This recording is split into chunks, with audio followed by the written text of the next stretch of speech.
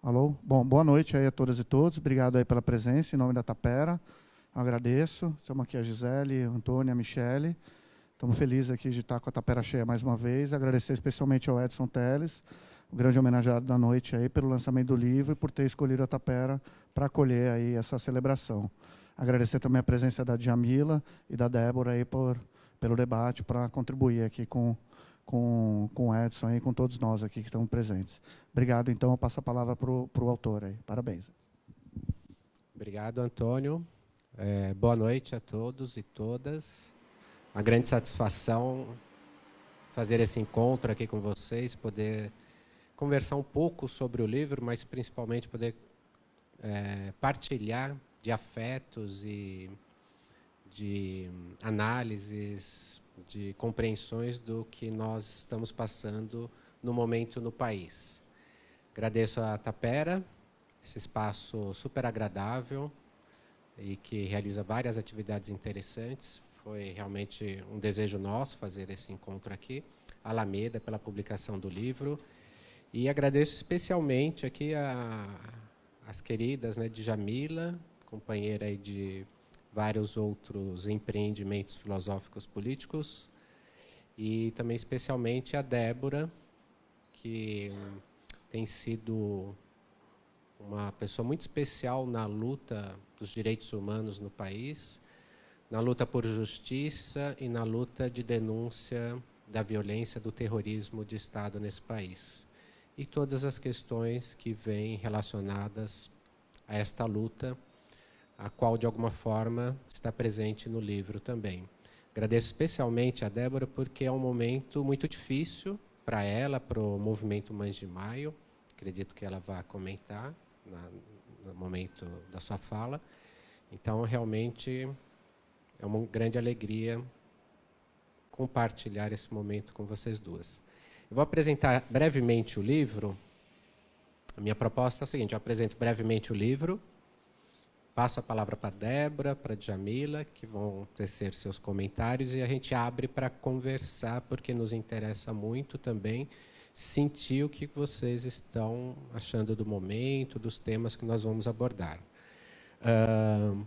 Esse livro aqui, ele é a reunião de ensaios, posts, né, de blogs, especialmente de blogs, de alguns blogs nos quais eu escrevo. Então, ele tem a característica do texto intervenção num outro sentido, obviamente, aqui, né? Mas é o texto de ação política que está transitando entre os conceitos de filosofia, as pesquisas acadêmicas, mas especialmente transitando nos lugares de militância e nas ruas, nas manifestações, nos atos políticos e nas conversas e debates. Então, ele tem, o livro, uma característica de crônica do cotidiano político de um período determinado. São textos que eu escrevi desde o momento em que foi proposta uma Comissão Nacional da Verdade no país, em 2009, quando a proposta entrou no Plano Nacional de Direitos Humanos, e os textos vão, então, até 2015, quando... no momento logo após a publicação do relatório final da Comissão da Verdade. E tem alguns textos apêndices, que tratam do golpe de 2016 contra a presidente Dilma e a sua relação com o processo de militarização da política que já vinha ocorrendo. O livro tem algumas fotos na capa e contracapa. São fotos de junho de 2013, um momento político importante no nosso processo pós-ditadura, e que também é tratado nos textos do livro. As fotos são do Henrique Parra, que está ali na gravação do vídeo, agradeço muito. Tive participação, porque em boa parte dos percursos de onde as fotos foram tiradas, eu ficava próximo, fazendo uma espécie de segurança, né, olhando de onde vinha a bomba, etc., para que a foto pudesse sair bem. O Henrique também escreveu a apresentação do livro, um grande parceiro, além de ser um grande amigo. A gente tem também um texto de apresentação do Bruno Botti, professor da Universidade Federal de Grande Dourado, que é um grande especialista em direitos humanos e direito internacional. E também é um companheiro sempre presente nas nossas lutas. O livro ele foca principalmente na ideia de que a nossa democracia ela foi bifronte, vamos dizer assim. Ela teve dois aspectos que andaram em conjunto.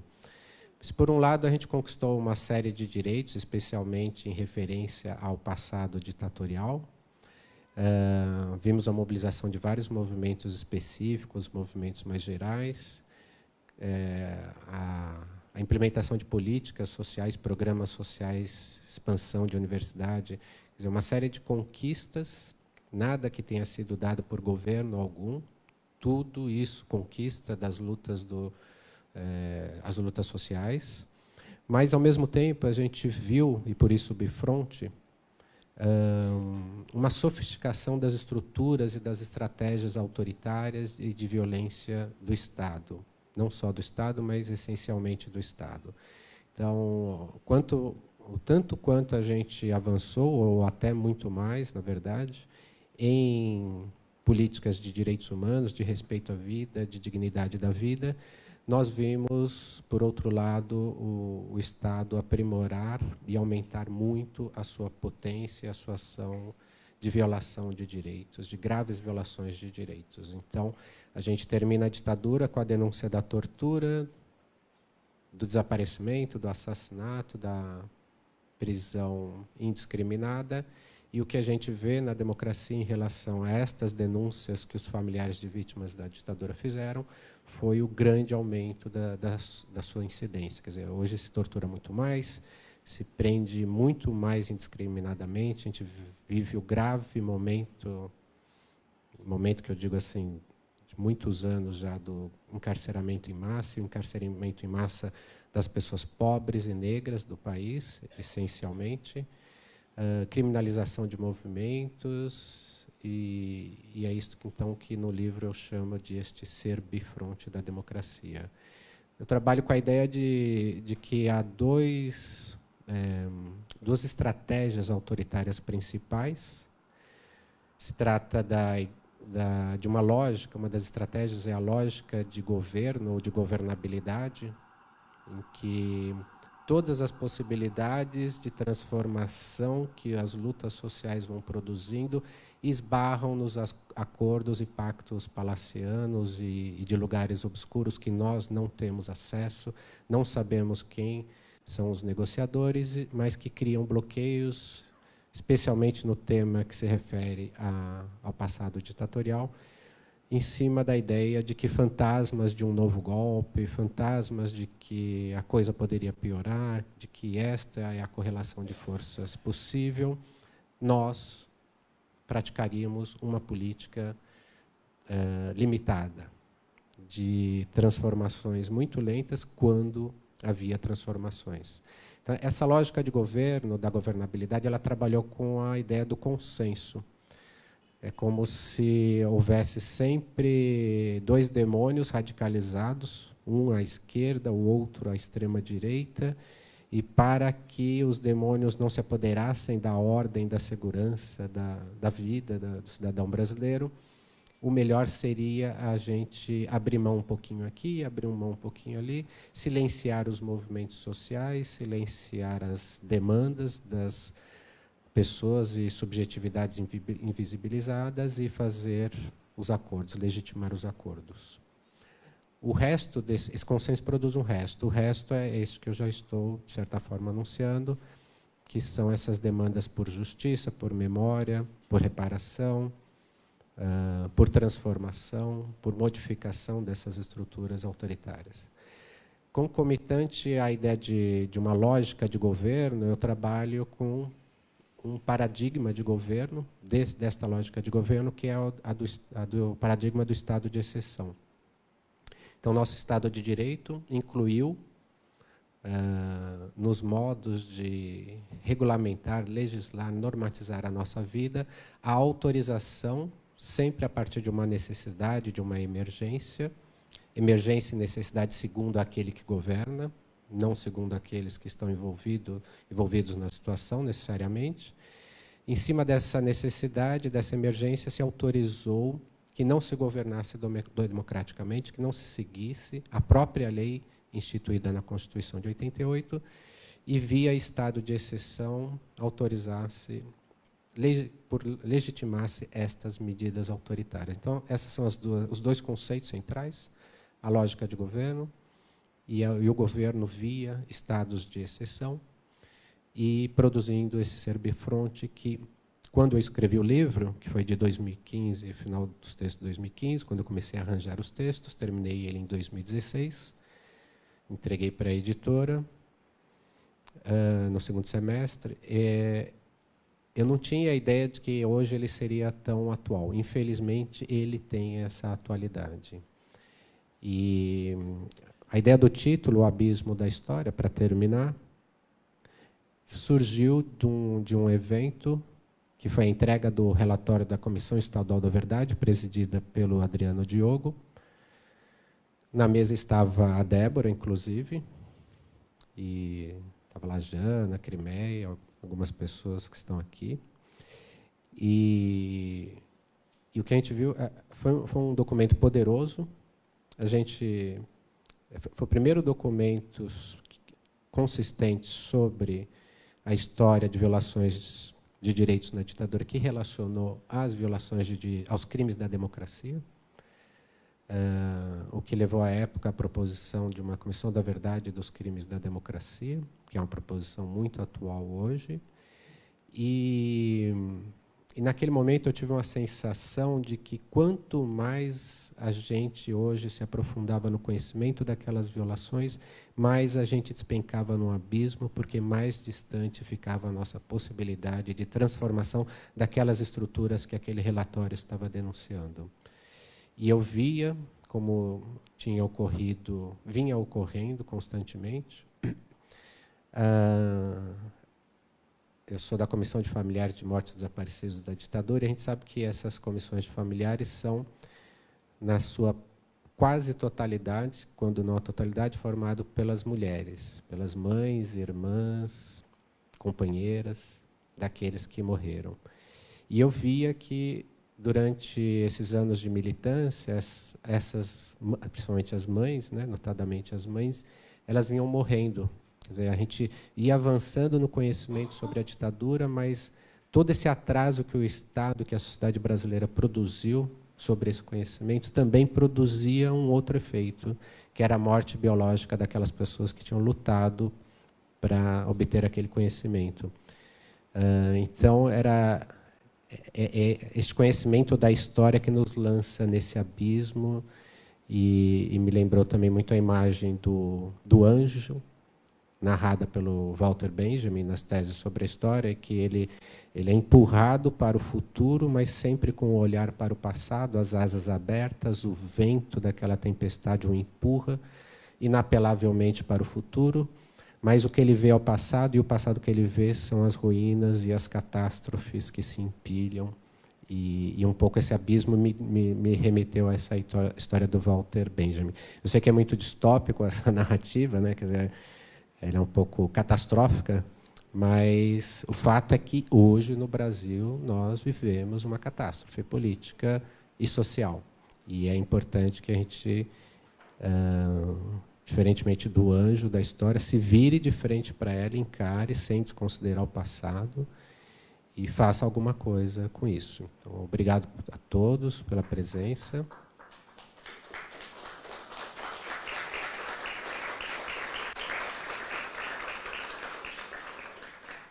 E eu passo, então, a palavra para a Débora. Obrigada, Débora.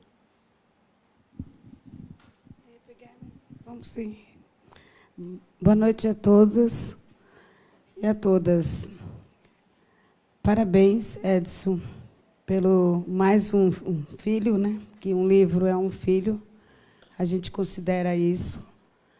E Quero também parabenizar a Djamila.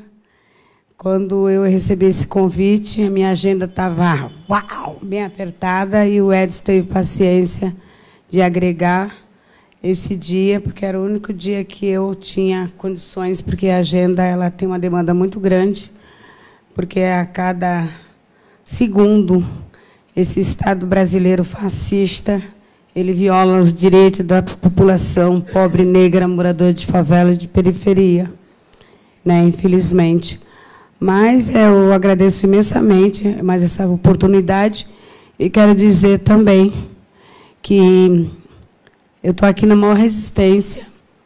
Eu tive vontade de chegar e falar, não consigo estar presente, porque eu estou muito abalada, tanto pela morte da minha companheira, que ela faleceu no dia 3, uma parceira minha, uma cúmplice, uma guerreira, uma mãe que perdeu uma filha de 9 meses de barriga, mataram ela, o bebê e o marido, em maio de 2006. A Ana Paula era uma das 600 vítimas no estado, de 12 a 19 de maio, um espaço muito curto, que o Estado matou, e a sociedade aplaudiu com a Copa do Mundo em 2006, né, que foi muito mais agravante. E você, como uma dona de casa, você é obrigada a se virar nos 30 e passar a meter o dedo na cara do Estado, das autoridades, de qualquer patamar. Porque não tem como você achar natural uma mãe perder um filho. E jamais, eu jamais me curvei e não vou me curvar. Porque a luta Vera levou para o túmulo e eu levarei, porque essa é a missão das Mães de Maio. Nós não vamos calar por uma ditadura mal resolvida. Eu sou irmã de vítima, desaparecida da ditadura em 1980, né, no tempo do Esquadrão da Morte. Eu vi minha mãe se acabando e eu continuo vendo minha mãe se acabando, Edson. Né? E sempre as mulheres, né, como você fala. Né, a gente tem 2 pais, um pai desaparecido de maio de 2006 e um pai de vítima fatal, né, também, mas não é ativo, sempre é as mulheres. Né? Mas também a gente se depara, Edson, com essas autoridades que não dão uma resposta para nós. A maioria é o homem. Mas a gente está vendo a geografia e o desenho político no nosso país de mulheres. Mulheres, sabe, mulheres brancas, que elas não têm um pingo de dignidade desses pobres negros moradores de favela de periferia. Que elas estão nas frente de uma pasta desse governo fascista, que elas é como se nada tivesse acontecendo no nosso país e as mães morrendo, e eles fazem uma intervenção federal no estado do Rio de Janeiro para continuar com essa máquina de morrer menino. Né? Quando não morre, eles torturam lentamente dentro do sistema prisional. E a gente vê o sistema prisional como um verdadeiro navio negreiros. A gente vê uma favela como uma senzala. Né? E a gente vê os capitão do mato, que a chibata virou as balas que matam nossos filhos. Então, é muito interessante a gente ver a geografia de uma escravatura, que ela está sendo, uma reparação, ela está sendo na base do fuzil. Mas a bala do fuzil, que mais mata nós, e continua a enterrar as vítimas do passado, que espera por uma justiça, que é uma justiça que não aparece também. Ela é uma meia-justiça, e a meia-justiça para nós não interessa, mas ela aparece. Né? A gente quer, pelo menos, essa meia-justiça e a gente não alcança, como familiares de pobres e negros moradores de favela. A gente tem assim, uma justiça que ela é cega, mas ela sabe onde ela enxerga. Né? Infelizmente, a gente tem que falar isso, né? Porque a justiça não chegou para minha mãe, né? A justiça não chegou para nós, né? Que, veja bem, um estado de São Paulo, porque no começo, quando mataram nossos filhos, eu pensava que era só no Brasil, que era no Brasil, não só no estado de São Paulo. Quando eu vi a dimensão, gente, foi o pior massacre da história contemporânea. por causa do curto espaço de tempo. E a gente não tem resposta das autoridades. Veja bem, eu hoje em dia sou pesquisadora da Unifesp, nós estamos apresentando uma pesquisa, a qual eu faço parte da pesquisa dos crimes de maio de 2006. A gente está numa pesquisa de antropologia e arqueologia florense. A gente vai contar a história dos crimes de maio, uma história que não foi contada pelas autoridades. As autoridades simplesmente sentaram em cima dessa catástrofe que aconteceu no estado de São Paulo. Né? E a gente vê que não é natural matar 660 mil meninos por ano no Brasil. É um estado que mais mata, é um estado que mais encarcera. Um país, né? Um país que mais encarcera. E a gente vai pedindo a justiça, e essa justiça está muito longe. É a política, quando você fala da política, a gente está com uma política que ela tem direção certa. É uma política de extermínio, uma política de exceção. Né? Quando a gente recebe um Prêmio Nacional de Direitos Humanos da mão do Ministério da Justiça, que essa justiça não alcançou, vem um prêmio de cala-a-boca, a gente não pega o prêmio e coloca debaixo do braço. A gente deu um grito da liberdade para a presidente Dilma. Como que ela pode estar fazendo o que ela estava fazendo? Ela, na sua zona de conforto, no seu aquário, vendo jovens sendo executados na favela e na periferia, e não agenda as mães. Não agenda, porque a gente não tem outro caminho, a não ser as mães que vai parir um novo Brasil. Essas mães pobres de favela e de periferia, elas estão organizadas. Elas estão tão organizadas que a gente vai fazer um encontro internacional, porque nós globalizamos a nossa luta, nós globalizamos nessa luta, porque a gente não confia nesse país. A gente não confia nesse país porque os dirigentes, a gente vê que a gente tem um direito, eu vou na crítica, porque eu tenho que criticar. O movimento Mãe de Maia é partidário. Ele não tem vínculo partidário. Né? Porque eu acho que o problema da vida, a vida é o bem maior do ser humano.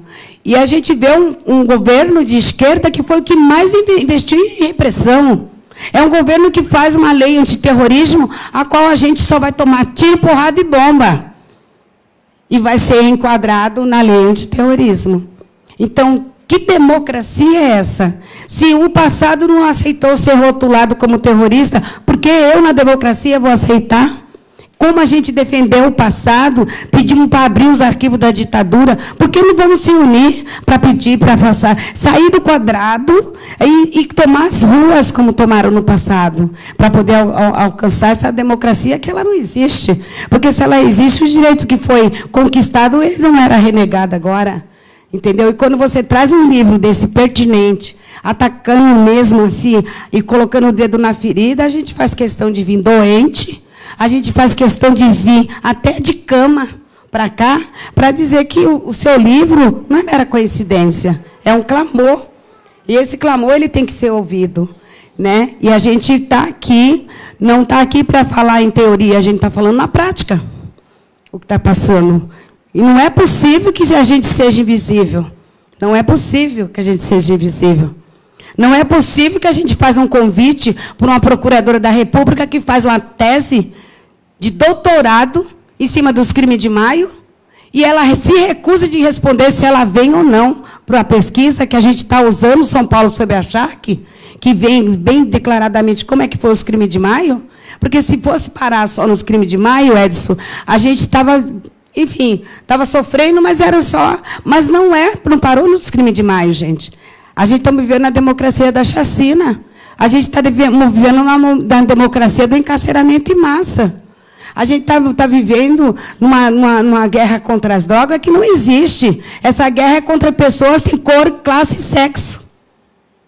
E não vamos se enganar. Não vamos jamais se enganar. Né? Então, a gente vê uma procuradora que ela recebe um título de doutorado. Veja bem como o canudo da teoria ele vem bem fascista. A academia ela produz esse tipo de pessoas. Entendeu? Se elas não tiver uma base construída, é essa academia que vai nos oferecer a educação de uma pessoa que renega o direito de falar por que você faz uma tese, faz uma recomendação e agora você nos renega. Entendeu? E desde assim, numa universidade, numa clínica da Universidade de Harvard, que é a mais conceituada do mundo. Né? Então, o que é tese? O que é mestrado? Eu pergunto. Porque a gente vê um professor que a gente faz mesa, não é a primeira vez, não é a segunda, não é a terceira.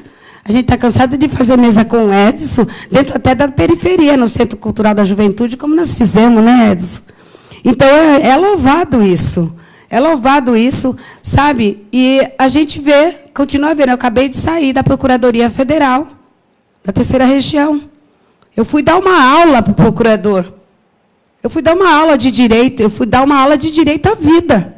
E ele, com a cara, não sente muito. Não adianta que não sente muito a dor do pobre, do negro, do periférico. Não sente. Não sente. Mas, desde o momento que a pessoa é omissa, quando eles não tiver mais pobre, mais negro para matar, eles vão continuar, vai começar a matar a classe média alta. Eu já avisei isso. Porque quando o moleque sai da periferia e vem e ataca a classe média alta, aí ele é bandido, tem que ir para... A gente vê isso. Ah, estou com medo. Está com medo de quê? Está com medo da omissão que você fez lá atrás? A lei do retorno, ela não pertence a mim. A lei do retorno, ela pertence, é dessa lei que eu tenho medo. Eu tenho o maior medo da lei do retorno, sabe? Edson, e ao mesmo tempo, a gente vê... Eu tenho que falar da academia, Edson, sabe por quê? Porque você é um professor, você é um orientador, você é um orientador de bancada. A gente viu erros grosseiros de TCC e de tese. De menino que vem, pede para nós, usa a nossa dor, mas a nossa dor não vai virar uma pasta empoeirada. É isso que mais a minha companheira falava, Vera. Eu não quero ser mais uma pasta. Eu não quero ser uma pasta, eu quero ser uma transformação dentro da academia.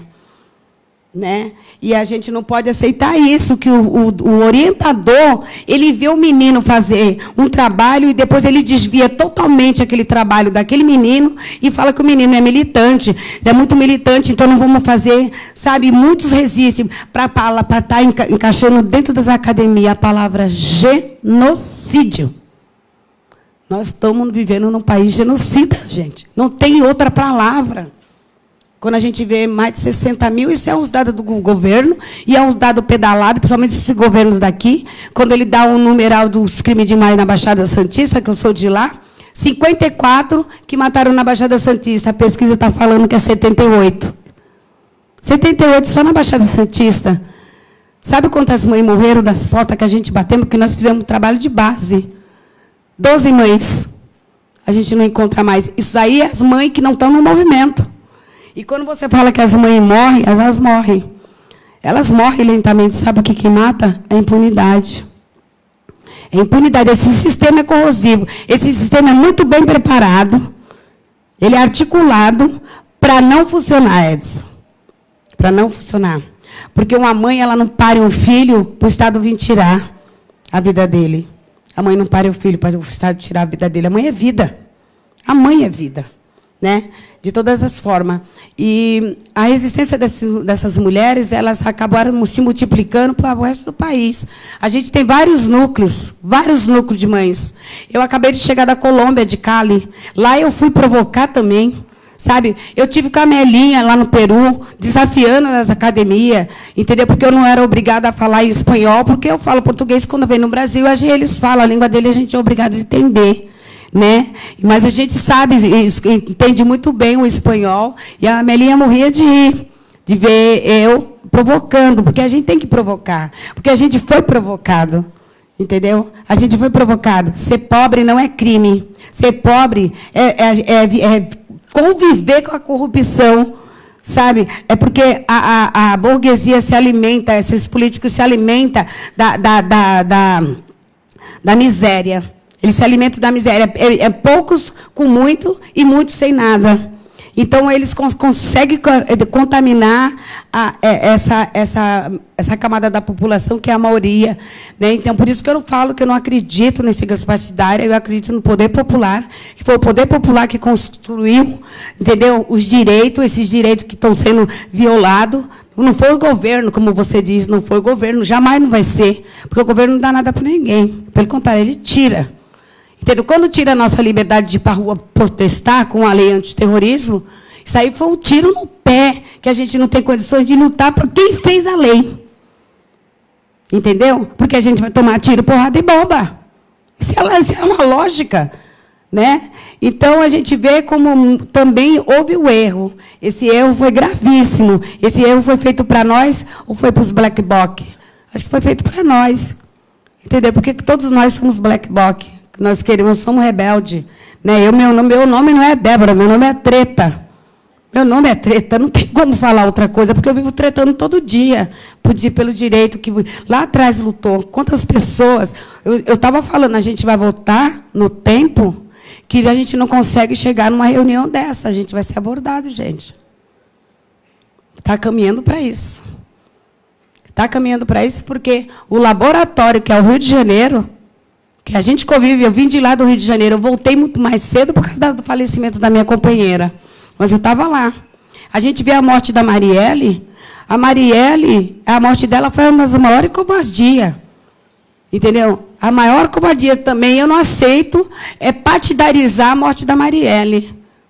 Entendeu? Porque tem várias Marielle que morreram também e elas não são lembradas. Né? A Marielle é minha parceira. A Marielle aprendeu a levantar aquele braço, entendeu? Pelo poder da luta. Foi com mãe. Ela não me chamava de Débora, ela me chamava de mãe.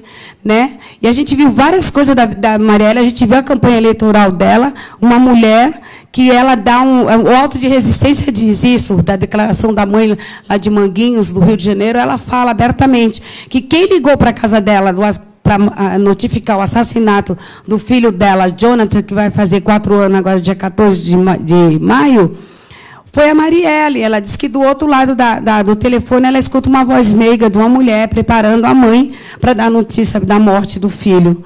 Então, a Marielle era uma militante. A Marielle ela não significava um partido, ela significava uma luta da favela de periferia, mulher negra da favela e da periferia da Maré. A Marielle ia fazer a lei Mãe de Maio, que é essa lei que nós tiramos daqui e levamos para o Rio de Janeiro, que as mães elas têm a semana delas, ela tem os dias dela. Marielle ia fazer a lei municipal, né? As mães que demoraram muito, e a gente pleiteia que essa lei seja uma lei chamada Marielle, em homenagem àquela mulher, aquela guerreira, para mim foi uma guerreira, uma filhona. Entendeu? Mas eu não tenho direito, assim... Gente, se vocês tiverem noção, se vocês tiverem a oportunidade de ir no lançamento dessa pesquisa, nós lançamos hoje, não foi nós, a gente fala nós porque várias mãos entrelaçadas, a gente tem um jornalista que ele acompanha nós, né? Ele é um jornalista que também é igual a nós. Eu me considero revolucionária e anarquista ao mesmo tempo, porque não tem como você ser passiva com a situação que nós estamos encontrando no Brasil e que nós encontramos que não recebe a resposta da justiça. Entendeu? Então, quando você é feminista, que você sai de casa com 14 anos e você ganha um rumo, então você diz que você tem essas qualidades todinha, e era a qualidade de Marielle. Mas eu queria que vocês tivessem a oportunidade de ver o vídeo que esse jornalista montou hoje. Eu já disparei na rede social, e você viu também, Edson. Aquele vídeo de ver aquela mulher analfabeta, ela não sabia escrever, mas ela sabia, entendia, ela foi politizada, ela é politizada, porque quando ela fala da faxina étnica, aí você vê o grau de cultura de uma mulher que ela não precisa do canudo. Entendeu? Ela precisa entender o que é a política do nosso país. Nós precisamos entender a política do nosso país, que é uma política de país genocida. Quando a gente deixa escapar uma polícia militarizada.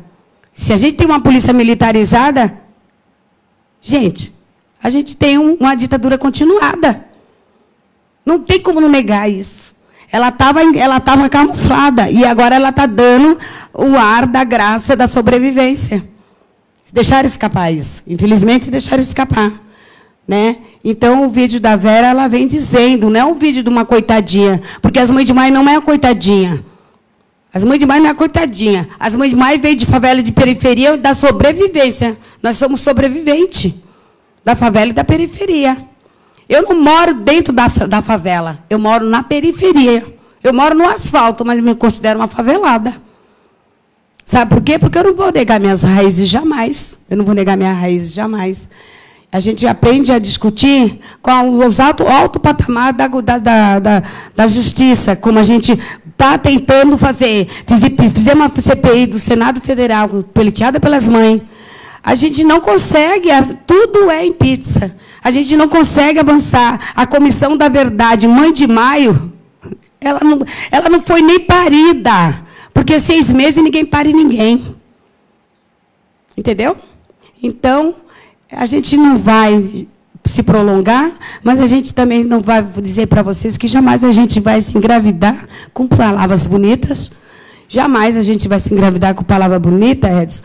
A gente vai, talvez, se engravidar para parir um novo Brasil, porque as mães estão muito bem organizadas. Essas mães faveladas, essas mães negras, essas mães brancas, como a Vera, a mãe branca, que ela vem e ela diz, ela dá uma aula de conhecimento tão grande no vídeo dela, que eles não querem nem o vídeo mais na apresentação da pesquisa do Emicida, mas sim o vídeo dela que vai falar mais alto, né? Então, é uma reflexão que a gente grita, pare de nos matar. Pare de nos matar. A gente precisa de um colo. Sabe? É só isso que a gente quer, a gente precisa de um colo. A gente evoluiu, a gente avançou muito. A gente tem os corpos dos nossos filhos preservados em Santos, em São Vicente e Praia Grande. Mas não só de maio, dos 365 dias do ano. É um trato que nós fizemos, que não vai mais desenterrar nossos filhos, exumar nossos filhos. O cemitério não vai ter lugar para enterrar mais pessoas. Jamais. Né? A gente não vai deixar. E eles têm que o respeito. E foi aprovado, em primeira discussão agora, na quinta-feira, a lei municipal em Santos, das Mães de Maio, e da Semana Estadual da Pessoa Vítima de Violência do Estado, que essa lei foi pleiteada aqui no Estado de São Paulo, com a coragem desse homem que está aqui na nossa frente, deputado, que é o ex-deputado Adriano Diogo, sabe, que teve a coragem na frente da Comissão de Direitos Humanos, porque direitos humanos é para quem é humano, né? Não é só pegar os cargos, né? Mas ser um ser humano. Né? O Adriano Diogo teve essa coragem, e a gente está continuando com a semente que você plantou, multiplicando e pedindo que todos os estados façam isso, porque a gente vai para Salvador implantar essa lei, mas também depois de Salvador a gente não tem perna mais para ir para outros estados do Nordeste, e a gente vai ocupar Brasília por tempo indeterminado para fazer o panelaço na frente da PGR, porque ela tem que descer para atender as mães, e a gente vai para o Senado Federal passar o auto de resistência para poder a gente preservar vidas humanas. Muito obrigado.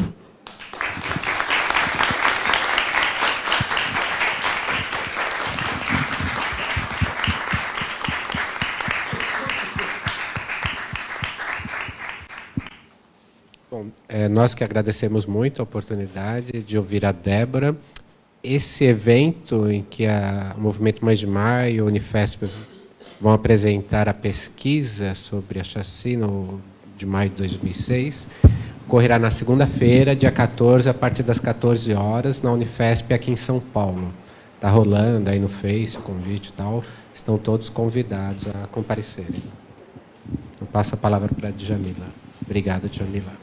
Boa noite a todas e todos. É um prazer estar aqui. Edson, Débora, não tenho nem mais o que falar, né, depois da Débora.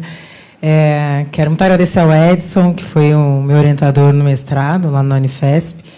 Eu sou graduada em filosofia na Unifesp, tenho mestrado em filosofia política e passei muito por essa coisa que você falou, né, da pesquisa militante, enfim, mudei de orientador, graças a Deus, encontrei o Edson no período do mestrado, já tendo feito a prova, passado, briga com o orientador, faz a prova de novo, encontra o Edson, enfim, em todos os processos de estudar numa academia ainda muito eurocêntrica, branca, masculina, sobretudo na área de filosofia, ser única negra da pós-graduação, é sempre esses espaços que a gente encontra de violência naturalizada e que raras são as pessoas que se incomodam com isso, a não ser a gente, né? De chegar no espaço e as pessoas te olharem com aquela cara de, nossa, quem deixou esse povo entrar? Mas todo o processo do mestrado, que foi um processo doloroso, mas que eu contei com o apoio do Edson, orientador, terapeuta, tudo, né? De chorar mesmo, chorava real mesmo. enfim, na primeira conversa, quando ele falou, acho que você tinha que ser mais militante na sua pesquisa. Eu falei, ai, nossa, achei. Enfim, sou muito grata, porque só a gente sabe como que é resistir dentro desses espaços, sobretudo quando a gente vem das camadas populares, né? Eu sou de Santos também, litoral de São Paulo, sou filha de um estivador com uma doméstica. Então, a gente sabe como que a nossa presença dentro desses espaços nunca é bem-vinda. E agradeço muito a presença da Débora, que é uma grande lutadora, que inspira todas nós. Eu, de Santos, nascida lá, né, crescida em Santos, moro em São Paulo há 2 anos, acompanho de perto a luta e sei o quanto que não é fácil ser moradora da Zona Noroeste, em Santos, e todas as dificuldades. Meus companheiros têm vários projetos, coordena vários projetos ali na região, São Manuel, nas Palafitas, então é um convívio que a gente teve muito presente, e a falta de Estado, né, dentro desses espaços, e como o Estado só aparece na forma da repressão. Bom, para falar desse tema, né, enfim, eu penso muito como muitas pensadoras negras, historicamente, vêm dizendo que a questão do controle social da população negra, né, de como que existe um projeto político de controle social da população negra que se dá pelo extermínio ou pelo encarceramento em massa, né, e como que esse debate é um debate urgente no Brasil e necessário, e durante muito tempo, mesmo dentro das próprias esquerdas, foi um debate que foi negligenciado, o debate do racismo como estrutural e estruturante da sociedade brasileira, e como não dá para a gente pensar nenhum projeto de sociedade sem pensar o racismo como um elemento estrutural, fundamental, que estrutura as relações, as desigualdades, né, nesse país. Então, você, como a Débora trouxe muito bem, é uma extensão do projeto da escravidão, né? Porque, como a Débora trouxe muito bem essa analogia, a própria Angela Davis vai falar isso, e tantas outras militantes, ativistas, pesquisadoras, no Brasil, como é que a gente fala, né, enfim, de violência sem falar de como que o racismo, o colonialismo são projetos de controle social e de extermínio da população negra. O último país do hemisfério norte a abolir a escravidão, né? Então, a gente sai de um processo extremamente violento da escravidão e vai passando por processos, novos mecanismos, né, de controle dessa população. A gente não pode esquecer da Lei da Vadiagem de 1941. O que é a Lei da Vadiagem? A não ser uma forma de criminalizar a população negra, porque os homens negros, sobretudo, não tinham emprego. Mas por que não tinha emprego? As mulheres negras saem de um processo da escravização e vão ser empregadas domésticas. Tem uma relação direta entre escravismo e trabalho doméstico no Brasil. E os homens negros não tinham emprego. Então, você cria uma lei para prender quem estava vadiando na rua. O que era vadiar na rua? E mesmo depois do processo do pós-abolição, né, a gente tem o incentivo da vinda dos imigrantes europeus para o Brasil para ocupar os postos de trabalho no processo de industrialização. Você tem um Estado brasileiro que garantiu terras para muitos desses imigrantes, né? Não seria isso uma ação afirmativa? Eu acho que sim. Ao passo que a população negra ficou... não foi pensada para a população negra, de fato, uma forma de integrar a sociedade brasileira. Então, a gente não pode... Acho que os nossos problemas começam muito antes. A gente também tem que falar das populações indígenas, que muitas vezes são negligenciadas nesse debate, o genocídio indígena. A gente tem que falar... nossos problemas começam muito antes na forma que esse país é estruturado na base da violência e da opressão dos grupos negros e indígenas.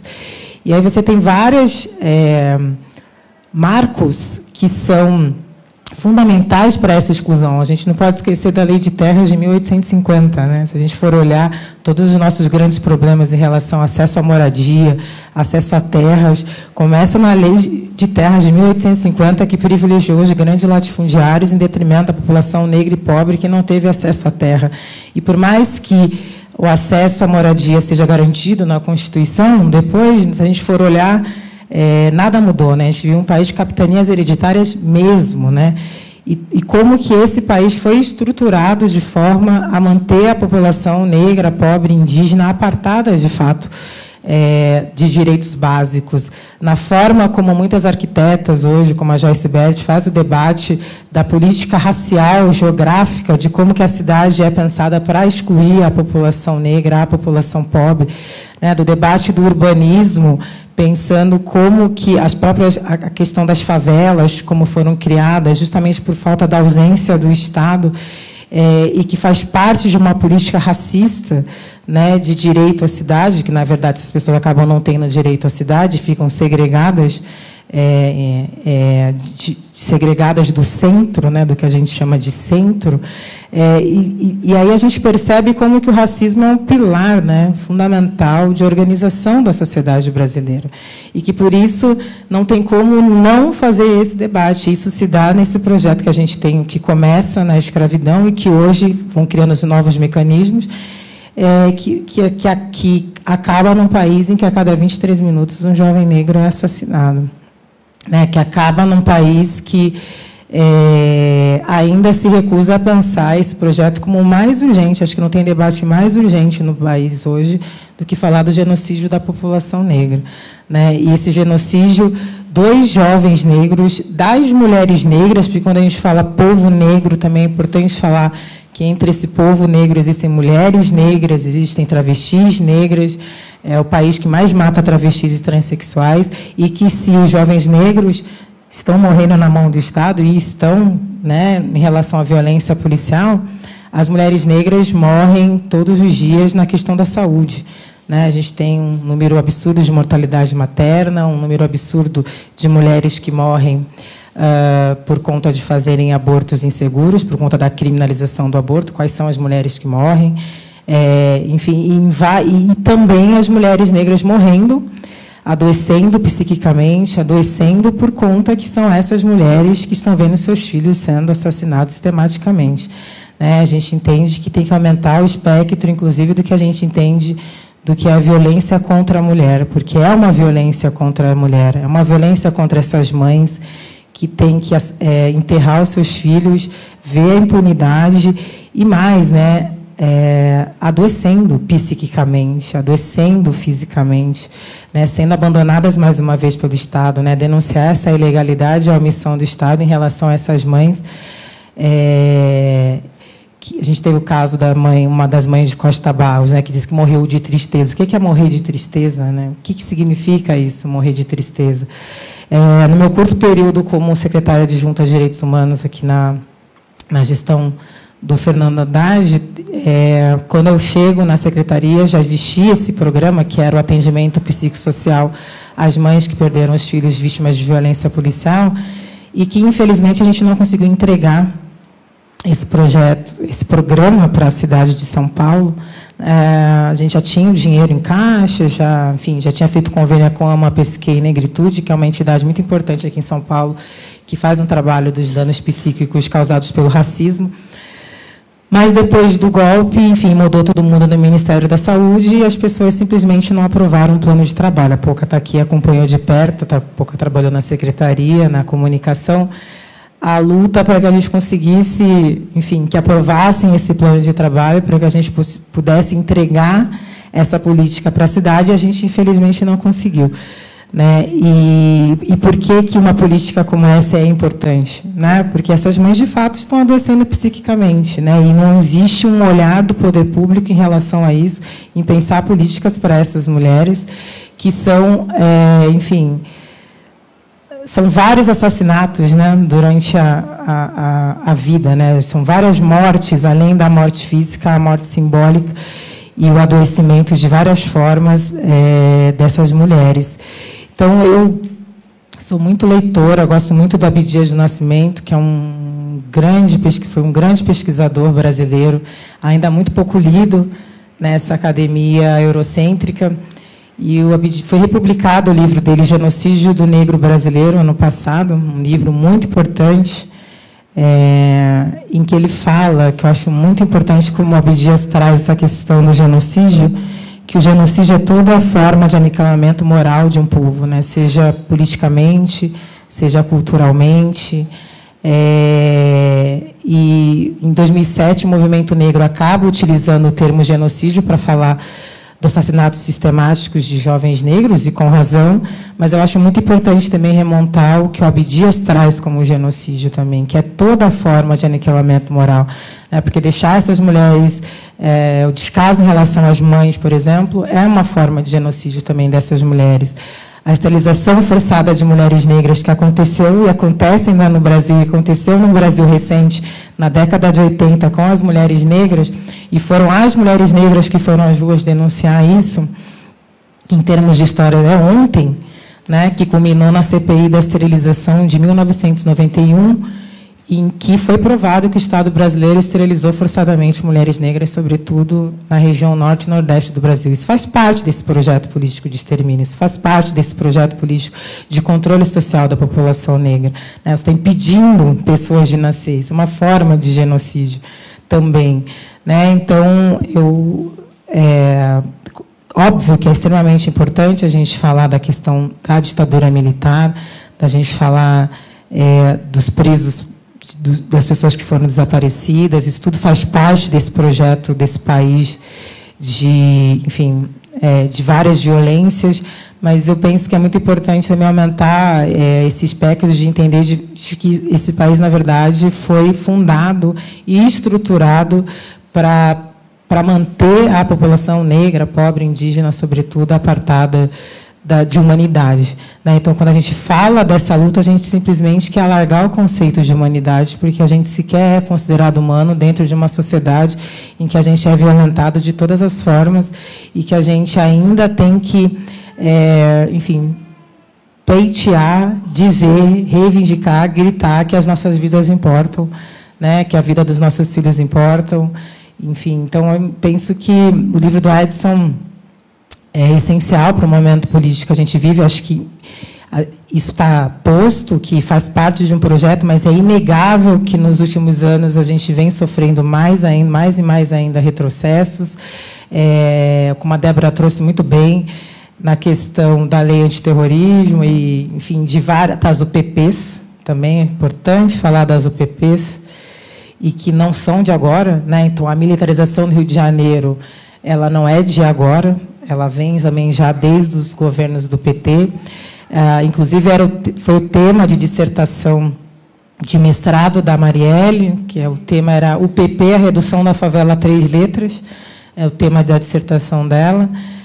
Já falando disso, né, ela fez mestrado em administração pública, e falando já de como, enfim, a implementação das UPPs intensificou ainda mais essa forma de controle social da favela, de criminalização da pobreza, e que, com certeza, está relacionada, né, não tem como a gente não fazer o debate da guerra às drogas, né? O debate das drogas no Brasil é essencial, inclusive para a gente entender esse massacre diário que acontece em relação à população negra, e que precisa ser um debate que precisa tirar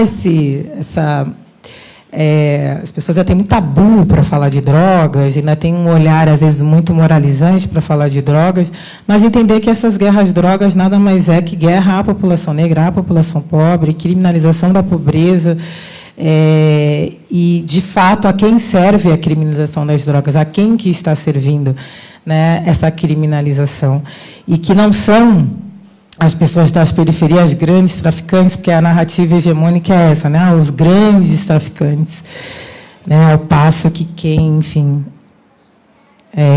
encontra um helicóptero com não sei quantas toneladas de pasta base, de cocaína, e a gente não entende a quem serve esse discurso. E, ao mesmo tempo, existe toda uma espetacularização disso através da mídia, diversos programas de TV, e que, de fato, a população, muitas vezes, inclusive a população que vive nessas regiões, acaba não entendendo o que está acontecendo, ou, às vezes, inclusive, falar, não, morreu porque era traficante, ou morreu porque tal coisa. A própria população, muitas vezes, não consegue entender o que está acontecendo, de fato, e muitas vezes acaba reproduzindo o discurso do qual é vítima. Mas isso se dá também, é importante fazer a crítica, que a gente não tem uma mídia democratizada, a gente ficar à mercê de um monopólio midiático que cria essas narrativas, que foi mais uma briga que os governos de esquerda não fizeram, da democratização da mídia, e a gente acaba ficando, de fato, à mercê de um monopólio midiático que cria essas narrativas em relação a essa população. E, para terminar, remontando novamente ao Abdias, acho a disputa que se faz na academia ela é extremamente importante. Eu não me furto de fazer essa disputa de narrativas, porque a construção, por exemplo, do homem negro como violento, como agressivo, porque a gente, ao contrário do que as pessoas pensam, né, racismo é coisa de gente ignorante. Não, muito pelo contrário. As teorias racistas, as teorias biologizantes foram pensadas por uma elite intelectual. Não tem nada de gente ignorante. Quem pensou todas essas ideologias? As teorias biologizantes do século XIX, que serviram para legitimar a escravização dos povos negros nas Américas, o racismo biológico, o racismo científico. Todas essas teorias foram pensadas por uma elite intelectual, né, considerada uma elite intelectual. Então, fazer o debate, a disputa de narrativas dentro da academia é essencial, porque essas duas dimensões então, estão interligadas, como nos ensinou Abdias, porque a construção do homem negro, por exemplo, como agressivo, como violento, serve, inclusive, para justificar a morte física do seu corpo. Porque quando aquele menino negro morre, as pessoas vão dizer, ele devia ser criminoso. Ele devia ser violento. Então, é importante, inclusive, disputar essas narrativas que criam essa desumanização em relação a esse menino e criar outras narrativas, outras possibilidades de existência negra que não seja essa pensada pelo viés colonial e racista. Porque existe a invenção do negro. Né? Achille Mbembe, que é um autor que eu estou lendo muito agora também, camaronês, que fala da invenção do negro, porque é uma invenção colonial, né? Porque nós não éramos negros, nós éramos quemetes, suahilis, bantus. Em África, você tem 55 países, culturas diferentes, línguas diferentes. No processo de escravização, a gente vira o negro, se homogeneiza uma categoria como se nós fôssemos todos iguais, numa maneira de retirar a nossa humanidade. É uma invenção animalizada, ligada, violenta, objetificada, e, se a gente for falar da mulher negra, mais ainda, ultrassexualizada, enfim. Mas, como diz bem o Frantz Fanon, eles inventaram o negro, mas eles não podem controlar a negritude. Então, por isso que fazer o debate dentro da academia, essa disputa é importante, inclusive, para a gente pensar outras construções das pessoas negras que não sejam essas pautadas pela violência colonial, patriarcal e racista. Então, extremamente importante como pensar que uma coisa não está desligada da outra. Muito pelo contrário, é necessário fazer essa disputa, porque essa disputa é uma disputa pelo alargamento de humanidade, do que a gente entende por humano. Porque, como a Débora disse muito bem, é necessário novas bases de um marco civilizatório. Não dá para a gente dizer que a gente vive numa civilização quando a barbárie que está presente. Então, penso que, no ano eleitoral, né, então é bom a gente ficar de olho, porque, infelizmente, a gente não está enxergando projetos de sociedade, a gente só está enxergando projetos de poder. Acho que esse é o nosso grande problema. E se esses projetos dessas pessoas que estão aí não levarem como fundamental o assassinato sistemático da população negra, o debate do encarceramento em massa, um debate por uma nova forma de segurança pública, não dá para a gente, de fato, se sentir representado. Eu acho que esse é o debate mais urgente, mais essencial para um projeto de nação, né? Porque o Brasil não é uma nação quando a grande maioria da população ainda está apartada e sendo violentada sistematicamente. Acho que é isso. Obrigada.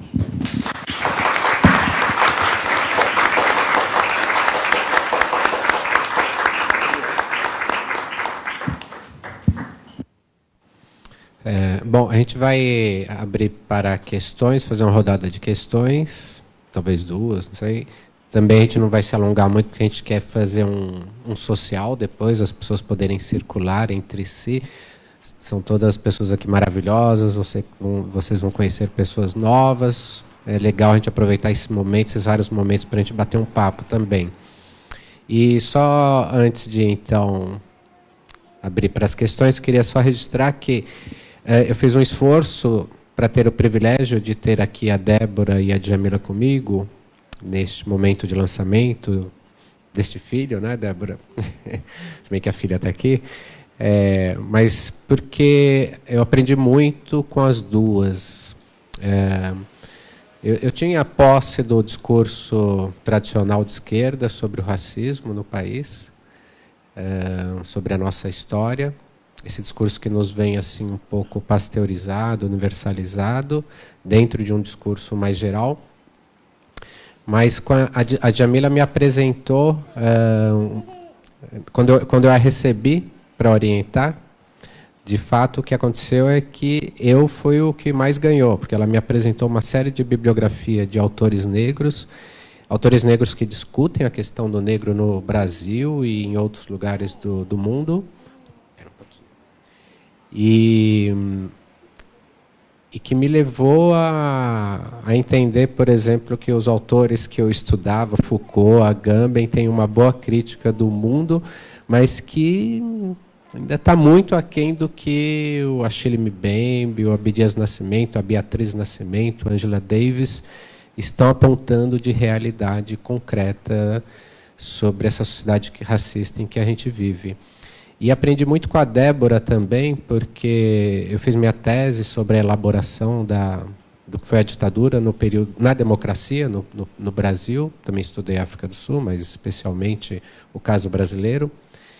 E, de cara, quando eu vi aquele símbolo das Mães de Maio, em que a bandeira negra e branca do país aparecia com o lema contra o terrorismo de Estado, aquilo me deu uma profundidade de reflexão sobre o que era essa elaboração da ditadura na democracia e o quanto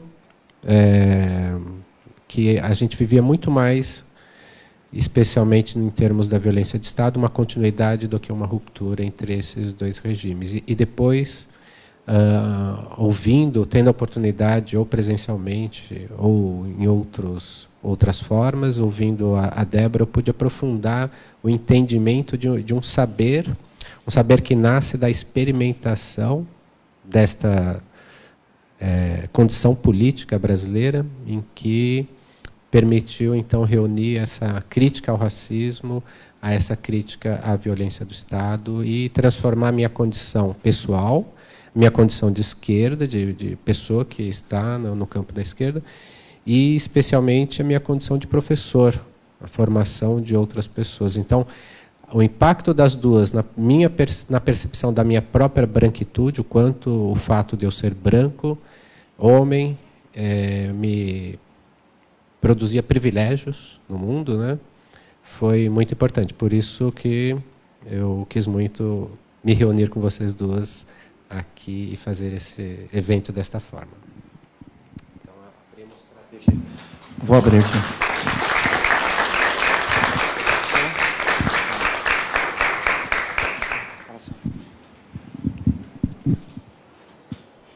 Boa noite, meu nome é Janaína Teles, sou irmã do Edson, mas eu queria falar mais como uma dessas mulheres que lutou nos últimos 30 anos pelo direito à memória, verdade e justiça relativos aos crimes da ditadura. Edson, nós já sabemos, né, que eu tenho... Assim, nós temos um debate já antigo e eu continuo, não sei se não entendendo ou não concordando, quando você fala que... Então, eu queria pontuar isso para depois pontuar duas coisas que a Débora e a Djamila falaram. Quer dizer, primeiro, essa questão do abismo. Eu acho que a imagem do Benjamin, do anjo, né, tanto para analisar o que tem acontecido no curto período de tempo, ou seja, 40, 50 anos, quanto para analisar os últimos 500 anos no Brasil, é uma boa imagem, né? Quer dizer, a gente olha para trás, empurrado sempre para o futuro, porque o Brasil é eternamente o país do futuro, e só vê ruínas, ou vê predominantemente ruínas. No entanto, eu não entendo a parte, ou eu discordo da parte que você diz que quanto mais a gente sabe, obtém conhecimento sobre a ditadura, mais, ao mesmo tempo, mais distante nós ficamos de, não sei, de uma ruptura com esse passado ou de uma construção justa em relação a esse passado. Não sei se foi bem isso que você quis dizer. E o que eu não consigo, ou não entendo, ou não concordo, é que, justamente, a Comissão da Verdade, ela representou alguns aspectos positivos, como ampliar esse debate para uma parcela muito maior da sociedade sobre os crimes da ditadura, etc., mas ela aportou relativamente pouco conhecimento, principalmente sobre os crimes que mais importavam, que eram os mortos e desaparecidos e os crimes de tortura, né? Quer dizer, sobre os torturados, que foram pelo menos 50 mil pessoas, não tem nada no relatório da Comissão da Verdade. Sobre os mortos e desaparecidos, tem praticamente uma repetição do que nós, familiares, já tínhamos escrito no dossiê ditadura em 1985, 1996 e 2009. Né? 1979, são 4 versões do dossiê. Então, eu não vejo que o conhecimento está andando numa direção diametralmente oposta à nossa incapacidade de transformar essa realidade. É ao contrário, quer dizer, o nosso pouco conhecimento sobre este passado recente é que não nos permite trazer mudanças. Tanto é por isso que eu escrevi um artigo chamado A Regra e a Exceção, Bolsonaro e o Legado da Ditadura, onde eu falei, olha, eu analisei as resoluções do PT de 1980 até 2000, e a questão do legado autoritário, né, o combate, a ruptura com esse legado, passa a ser cada vez menos importante nos congressos do PT, chega em 94, isso já é secundário. Então, um partido que nasceu cujo eixo, um dos eixos principais era o combate ao legado ditatorial, menosprezou isso. Não por acaso que a Comissão da Verdade nasceu tantos anos depois e tão desprovida de autonomia, de poder, de tempo, de trabalho, para poder construir uma verdade, né? Então, essa é a primeira coisa. A segunda coisa, vou falar rapidamente, quer dizer, a ditadura, é importante falar da ditadura, Djamila, tanto quanto falar do racismo, porque a ditadura foi um regime especialmente criminoso em relação à população pobre e negra. E essa é uma das verdades que a Comissão da Verdade não construiu, né? E é chocante que o massacre indígena, os poucos que a gente teve acesso, que pôde conhecer, que são cerca de 8.350 indígenas que foram assassinados nos anos 70, o massacre aos camponeses, são 1.200 e tantos, e os massacres à população pobre, houve invasões várias, né, sistemáticas a favelas no Rio de Janeiro e no Brasil inteiro, como também houve uma política sistemática de esterilização de mulheres pobres nos anos 70, e que pouco se fala. Quer dizer, nada disso foi falado na Comissão da Verdade. E é espantoso que a maioria dos livros de história, a maioria dos professores, inclusive da USP, da UFRJ, etc., digam que a esquerda, e essa esquerda mais radical que fez a luta armada, é impressionante como ela tem influência nas memórias sobre a ditadura, sendo que ela não teve importância nenhuma durante a ditadura. Quer dizer, e os historiadores se perguntam, mas por quê? Por que tem tanta importância na memória, sendo que eles não tiveram papel nenhum? Primeiro aspecto que a gente tem que lembrar, e é por isso que a gente tem que falar de ditadura, junto com o racismo, junto com o combate à pobreza. Esses militantes, eles estavam lá lutando contra a ditadura, mas lutando por um país onde essas diferenças fossem combatidas ou fossem eliminadas, né? E toda vez que se fala, olha, falar de morto e desaparecido é falar de classe média, de morto, de privilegiado, é uma maneira também de apagar qual o projeto que eles estavam defendendo, ou quais os projetos eles representam, né? Que era de uma sociedade igualitária, de uma sociedade que o combateu e que, enfim, que se opõe ao racismo e tudo mais. Então, eu queria dizer, Débora, que as mães dos mortos e desaparecidos estão organizadas desde 74 e até hoje não obtiveram justiça. E pouco obtiveram em termos de reparação simbólica. Eu fui a primeira que escreveu um mestrado sobre a história dessas mães. Até hoje não está publicado. E uma editora de um partido importante não quis editar, mesmo depois que eu escrevi, assinei o contrato, porque dizia que esse negócio de ditadura já tinha passado, né? Isso foi em 2006. O primeiro debate sobre esse mestrado que eu fiz foi na semana do massacre de maio, e foi adiado porque São Paulo foi sitiar, o centro de São Paulo, e era lá na Unesp da Praça da Sé. Então, as ossadas de Perus, que contêm mortos e desaparecidos, crianças mortas na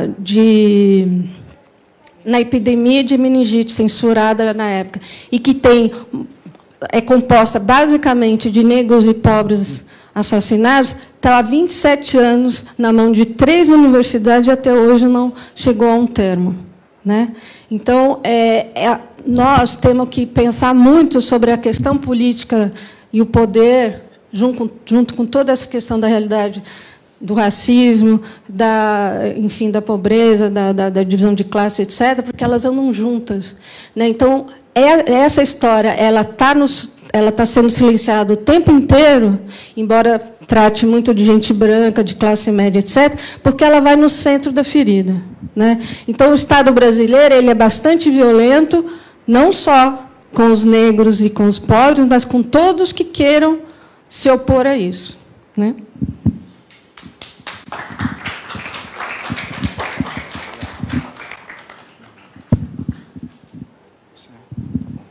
Peraí.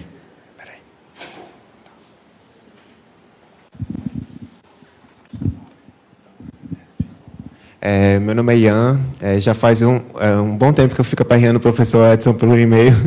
Eu sou da Paraíba, eu fui pesquisador da Comissão Estadual da Verdade lá, e quero agradecer muito porque hoje reuniu pessoas que eu queria conhecer há muito tempo no mesmo lugar. Tanto a Djamila quanto a Débora, as Mães de Maio, que é um trabalho que eu acompanho só virtualmente, infelizmente. A gente tentou uma vez levar para João Pessoa, mas não foi possível. Compartilho muito com as ideias dela, mas o centro do que eu queria fazer aqui, a pergunta, é justamente isso. Eu acho que quando a gente fala da ditadura no Brasil, das comissões da verdade, fica sempre aquela lacuna, realmente, de alguns assuntos que ficam faltando, né? Cadê as pesquisas sobre o genocídio negro? E é justamente isso, tipo, coloca-se agora na discussão sobre justiça de transição, sobre comissão da verdade, essa questão dos invisíveis, né? O meu GT foi, dentro da Comissão Estadual da Verdade, foi pesquisa sobre camponeses, que também são invisibilizados. E é muito interessante porque a gente é sempre tido como louco por querer pesquisar essas coisas. Tipo assim, eu era o louco que ficava falando que precisava, na Comissão Estadual da Verdade, pesquisar a repressão LGBT a índios, aos negros, inclusive não só aos presos políticos, porque eu acho que a maior dificuldade é a gente romper com a ideia que ficou muito hegemônica de preso político distinto de preso comum. E eu acho que talvez seja essa chave para a gente romper com achar que a ditadura só pesou para quem era de classe média, né? Era mais ou menos. Eu poderia fazer aqui um monte de elucubrações, porque esse encontro por mim é esperado há muito tempo. Estou muito feliz de conhecer o professor Edson, de ver a Janaína, de ver a Crima. Enfim, eu estou parecendo um pinto no lixo, como diz a Paraíba. Mas era mais ou menos isso que eu queria falar. Muito obrigado. Valeu.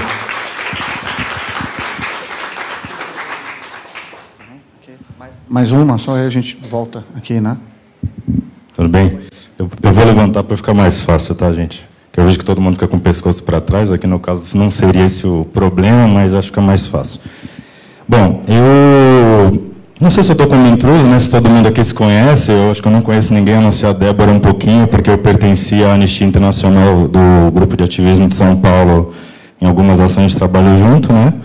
E não estou mais lá, mas carrego comigo muito dessa atividade da luta pelos direitos humanos, né? É Sandro o meu nome. Eu não vou contar muito a minha história, acho que não é o caso, mas, enfim, morei na favela há 25 anos, não estou mais, então tenho um pouquinho de noção do que a gente está falando, né? Tenho mais medo da polícia do que do bandido, então está fácil isso aí para todo mundo. Eu respeito muito o que está sendo colocado aqui em relação à contextualização histórica, a importância de fazer investigações mais profundas sobre diversos assuntos, e tem muita gente aqui competente que faz isso, pelo que eu já vi. Mas eu queria fazer uma outra abordagem, rapidamente, que está relacionada à questão do futuro, né? Do que a gente vai fazer para mudar tudo isso aí, o que a gente pode fazer para mudar tudo isso, porque não querendo esgotar as pesquisas que devem ser feitas e serão, tenho certeza, eu entendo que de diagnóstico já estamos até fartos. Entende? O que eu quero dizer com isso é que nós precisamos, além dos diagnósticos, de ações concretas. Então, eu pensei o seguinte,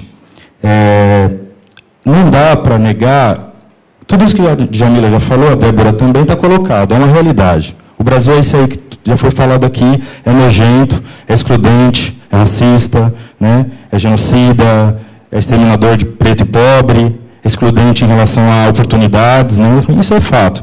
Eu, por exemplo, me considero negro, as pessoas com quem eu converso sobre isso me falam, pô, mas você conseguiu, porque eu sou universitário, tenho pós-graduação, já pude viajar para a Europa, tenho um bom emprego. Porra, eu sou a exceção da exceção da exceção da exceção da exceção da exceção.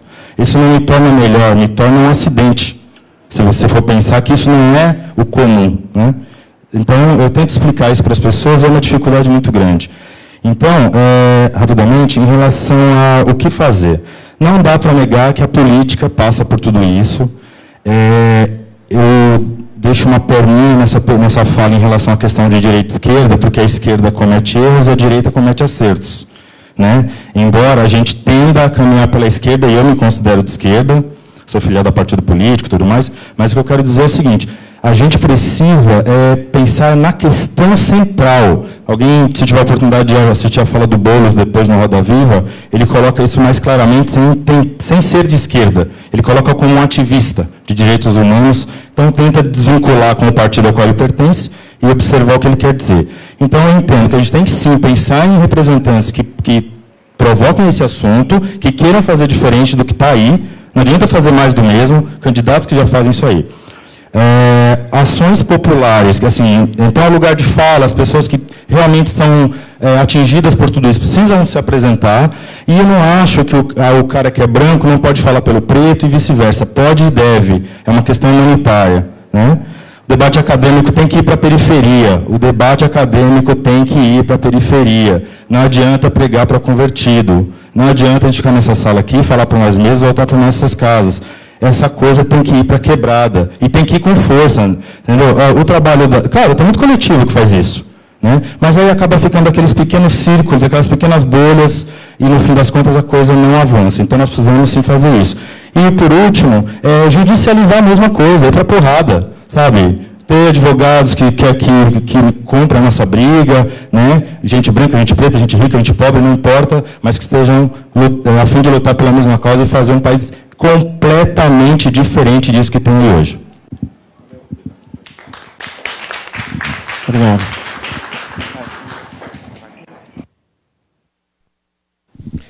Eu vou passar a palavra já para a Djamila e para a Débora. Só a questão do título, né, o abismo da história,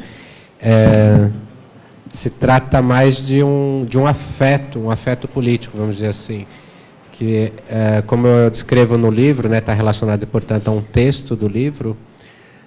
Quando eu ouvi aquela apresentação do relatório final da Comissão da Verdade ali do Estado, né, com o Adriano e as outras pessoas que lá estavam, me deu muito essa sensação de que a gente estava ali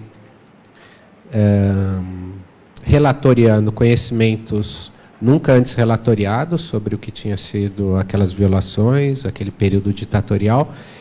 E saindo dali daquele momento, daquele evento na Assembleia, a gente se deparava com esse país racista, genocida, do encarceramento em massa, da violência que mata um jovem negro a cada 21 minutos. Então, esse afeto me arrebatou e eu cheguei em casa e escrevi esse texto num blog e aqui no livro eu desenvolvi mais a ideia.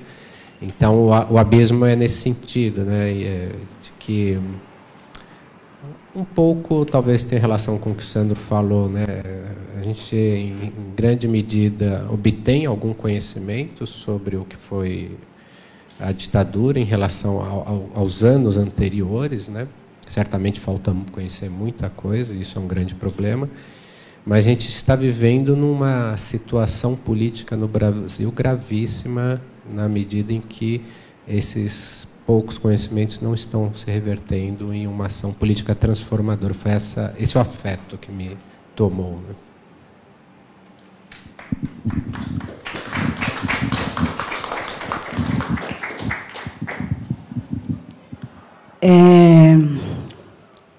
A gente, Janaína, a gente tem conhecimento, inclusive eu recebi o prêmio de 2010 com a mãe de desaparecido, que ela deve ter a mãe da Maria Auxiliadora. Ficamos no hotel junto e foi ali que a gente teve conhecimento da organização das mães, né? E ela, para mim, é uma referência, né, muito grande. Como a Clemeia também, e a Melinha, que é da gente tirar o chapéu, sabe? Eu respeito muito essas duas treteirinhas também, né? E quero dizer, Sandro, que quando a gente faz um filme apelo para a Bienal das Artes, a gente faz dentro do cemitério de Peruche. Esse filme está aí na internet, em alta resolução. A gente mostra o memorial da ditadura, mas a gente mostra também as valas clandestinas que continua bem acelerada. Os mesmos modos operantes que usaram no passado, usa no presente. No passado, eram as identidades dentro dos bolsos. E hoje a gente vê os nomes nas tampas dos caixões, mas não são reconhecidos, mesmo que os caixões eles são feitos de madeira ou papelão. Mas se não é aquele nome que é reconhecido na tampa dos caixões, mas sim uma estaca com número, nós viramos números. Nós continuamos virando número, nós continuamos virando estatísticas. Então, é uma máquina. O Brasil é um país genocida no passado e no presente. E você fala do futuro. Qual é o futuro que nós temos? Um futuro envelhecido? Um futuro de político de pai para filho, de filho para pai, só fazendo as corrupções, porque as corrupções vêm desde o passado, ela não é presente. Ela é muito presente agora, entendeu? Porque inventaram uma tal de Lava Jato, bibibi, coisa e tal. Mas eu digo para você, quando a gente vai no Paraná, que a gente vê um território praticamente de pessoas que, assim, não existe negros ali. O negro que existe, eles trabalham no frigorífico da firmeza, né? Eles são proibidos de circular durante a semana, né, que nós fizemos uma investigação, e a gente vê uma cidade germânica, uma cidade a qual faz parte. Por que aquela cidade é germânica?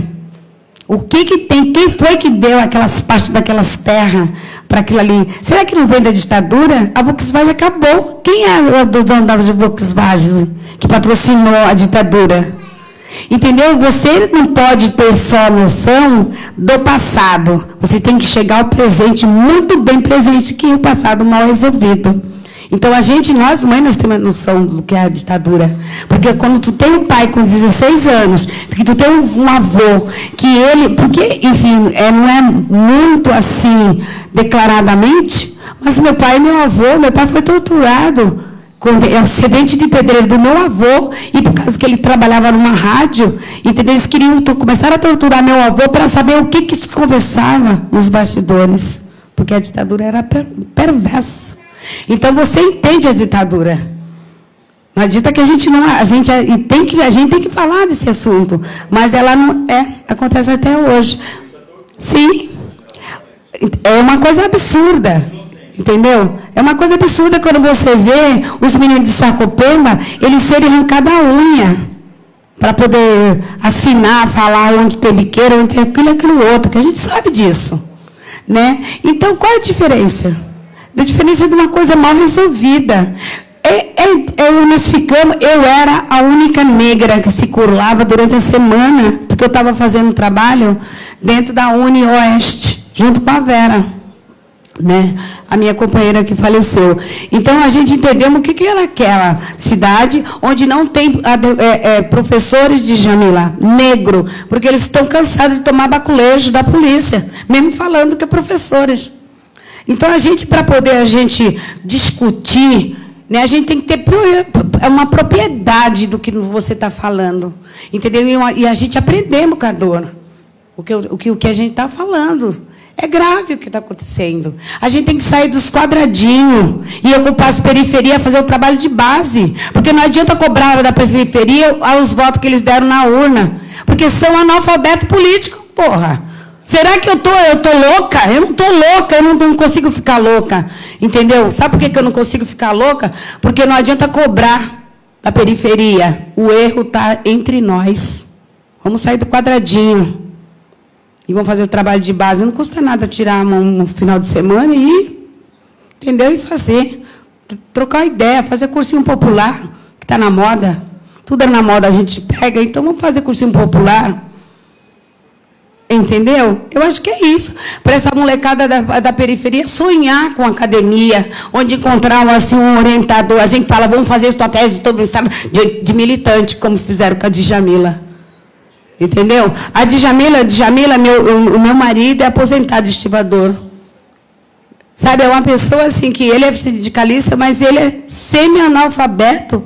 Porque quando a gente vê um marido que ele fala assim, eu vou votar no Alckmin, eu quero matar ele. Entendeu? Para me pirraçar, para me matar do coração. Mas depois a gente vê ele votando no Lula. Aí, quando você vê um pai que fica de cama quando vê uma prisão do Lula, fica de cama quando vê uma prisão de Lula, eu chego e falo, não sou partidária. Aí meu pai fala, vai embora da minha casa, porque ele quer que todas as filhas votem no que ele quer. Entendeu? Então, várias circunstâncias. Agora a gente volta a falar das valas clandestinas de Perus. Foi muito difícil para mim fazer esse filme. Porque o texto é o texto do meu útero. A minha luta vem pelo útero. E eu não conseguia dar, porque ali tinha a resposta que eu estava procurando para os familiares desaparecidos de maio de 2006. Talvez era a resposta da minha mãe procurando o meu irmão, e eu não conseguia fazer o texto, ler o texto. Hoje eu brinco de amarelinha com esse texto. É um texto muito doloroso. Mas eu brinco de amarelinha com ele porque eu coloco vários personagens nesse texto. E quando a gente faz um trabalho, e você está como representante da Anistia, como voluntário, que a gente faz a campanha Jovem Negro Vivo, eu ainda bati na Anistia. Jovem Negro Vivo o quê? Agorizando? Qual é a perspectiva de vida que tem esse negro? Qual a oportunidade que tem esse negro? Mesma coisa foi o programa do governo federal. Juventude Viva. Viva agonizando, quase com o mesmo contexto da anistia. Mas a gente acreditava nesse projeto. né? Porque o projeto era Educação Popular em Direitos Humanos, que as mães entenderam, as mães, elas se organizaram muito mais, porque elas entenderam os direitos e os deveres das autoridades. Então, nós emplacamos, assim, foi chave de ouro o programa da anistia, e a gente continua, porque os apoiadores vêm de fora e eles deram nota 1000 para nós, tanto nós, Mãe de Maio, como a Rede contra a Violência do Rio de Janeiro, que é a nossa parceira. A gente faz um trabalho junto, né? E, enfim, então é isso. Eu acho que a semelhança não é mera coincidência, sabe, Edson? Não é mera coincidência. Veja bem, uma vez a gente estava fazendo reuniões, e eu tenho, assim, muito intuito. Agora vocês podem até dar risada, mas com maior satisfação. O meu efeito é Marighella. É o efeito surpresa. E no tempo de agora, a gente tem que ter esse efeito Marighella. Um sentir o cheiro do outro. Porque a gente está contaminada nas redes sociais. A gente está sendo monitorada nas redes sociais. Que não está brincadeira. Entendeu? A gente está conversando aqui, eles estão escutando tudinho. Você pode tirar até a bateria do seu telefone, porque eu fiz o curso de segurança na internet. Né? Então, a gente sabe do que a gente está falando, mas a gente fala para eles escutar.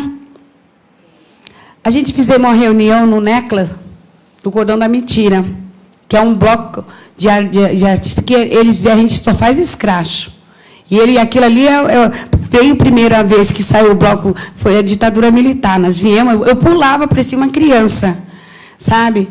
Quando foi lançado esse bloco. E a gente foi perseguido. Eles perseguiram muito o Cordão da Mentira. Né? Eles trouxeram o passado e o presente. Foi uma coisa muito interessante do Cordão da Mentira. A gente vê uma semelhança, que quando na reunião a polícia para com a base, já foi com a base.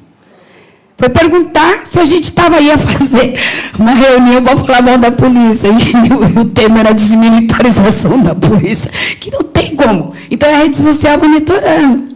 A gente vê o MPL na rua, eles prendem o advogado do MPL, que ele estava até aqui, ele acompanhava, ele estava aqui sentado, mas ele fez lá para fora. Quando ele chega no DEIC, o DEIC está na página das Mães de Maio. Ele pergunta assim, nossa, vocês também são seguidores das Mães de Maio, mas eles estavam vendo se a gente estava com os black box. Então, qual é a diferença? Sabe qual é a diferença? Que eu digo do passado e do presente? Porque a gente tinha um mecanismo, efeito Marighella. O efeito não é Marighella, Marighella era fator surpresa, e a gente se baseia nessa doutrina. Entendeu? Porque quando a gente faz o fator surpresa, a gente quebra qualquer tese. Essa tese que é gostosa. Porque você deixa, você quebra. Sabe? Quando a deputada faz a lei Mãe de Maio, ela faz assim no texto, assim, um cabeçarinho, né, Adriano? Mãe vítima do PCC. O Alckmin sancionou a lei, deu um tiro no pé. Entendeu? Que mãe de PCC? A senhora agora vai falar que nós somos mãe vítima do Estado, da retaliação do Estado. Entendeu? É essa que é a realidade da nossa história. Quando a mídia chega e fala ataque do PCC, não, crime de Maio, e nós democratizamos a mídia. Quando a mídia fala, vamos fazer uma matéria, me dá a matéria para a gente corrigir o texto. E tem que ser a nossa fala. E tem exigido nossa fala, porque quando a gente fala que exige o TCC e as teses, com a nossa história não pode ser mudada como não pode ser mudada a do passado. Entendeu? Que é um passado muito presente. Né, que está se desenhando para isso, ser o desenho, o Laboratório do Rio de Janeiro da Intervenção Federal, né, que é perversa, essa intervenção federal, a gente vê os outros estados pedindo, né, a segurança e intervenção, né, federal, e é um absurdo. E eu quero dizer para você que eu fui na Paraíba, né, eu tive lá dentro da criminologia da Universidade da Justiça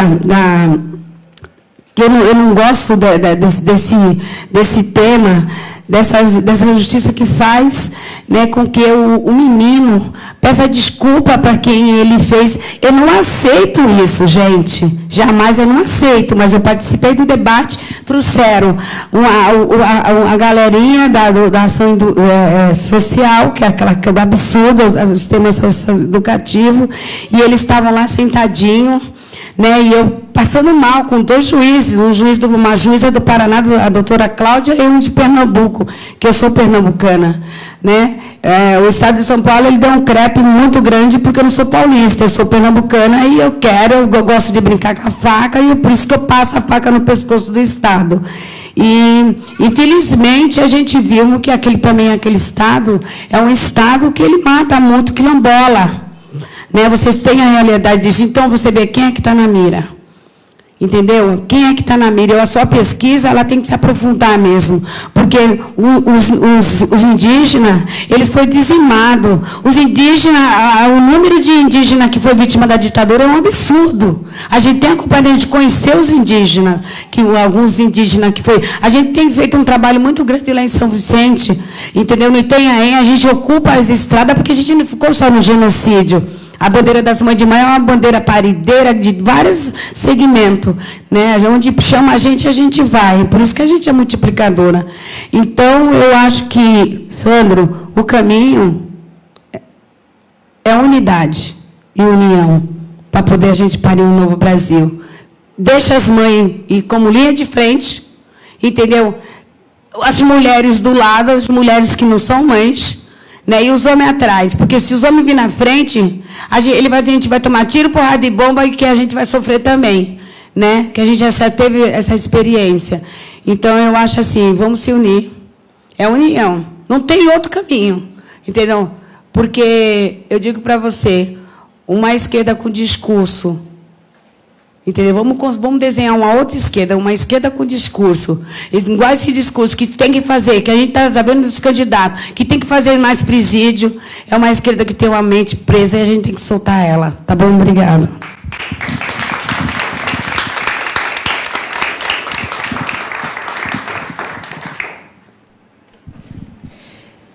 Então, a questão da Janaína. Como eu disse, né, na minha fala, a questão da ditadura, óbvio, né, que a gente tem que falar dela. Em nenhum momento eu acho que a gente tem que escolher o que a gente tem que dizer, né? Quando eu digo que as vidas negras importam, eu não estou dizendo que as outras vidas não importam.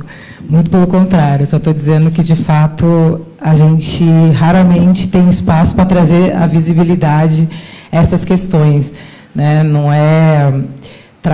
Não existe hierarquia de qual vida é mais importante. É que, na sociedade que a gente vive, da forma como está estruturada, essa hierarquia está posta, né? E a invisibilidade, ela mata, né? Se a gente não nomeia, se a gente não fala, se eu, como mulher negra, não falar da realidade do meu povo, e que é uma realidade de um povo que sistematicamente vem sofrendo, mesmo pós-ditadura, a gente sabe o que a população negra sofre todos os dias no Brasil, a gente não consegue trazer à tona, né, esses problemas. Claro que a questão da ditadura é séria, eu tenho, assim como a Débora, muito respeito, enfim, sobretudo a família Teles, a Melinha, e tantas pessoas. A gente sabe que é um país que não puniu os torturadores, a gente sabe que é um país que os resultados da Comissão da Verdade, né, a gente sabe quais foram.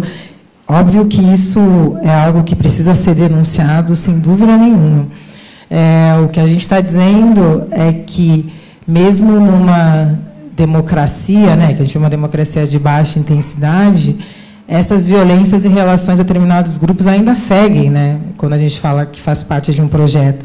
Então, não é o sentido de escolher qual vida é mais importante, mas é dizer que as nossas vidas também importam e a gente precisa falar delas, assim como tem que falar de todas as vidas que foram assassinadas no período da ditadura, enfim.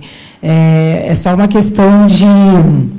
O movimento, né, nos Estados Unidos, Black Lives Matter, né, vidas negras importam. Quando a gente fala disso, claro que todas as vidas importam, mas quando a gente fala que as vidas negras importam, é sobretudo que foram vidas construídas para não importar.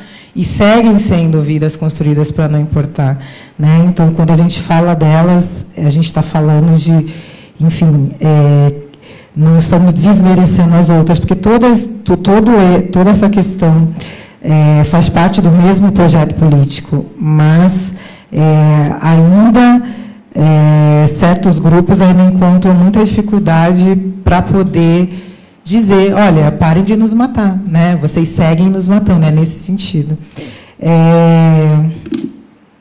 A questão da Paraíba, eu estive na Paraíba há duas semanas, Foi, lançando. Sim, sim. Porque eu estou coordenando uma coleção. Pode fazer jabá? Pode? Chamada Feminismos Plurais.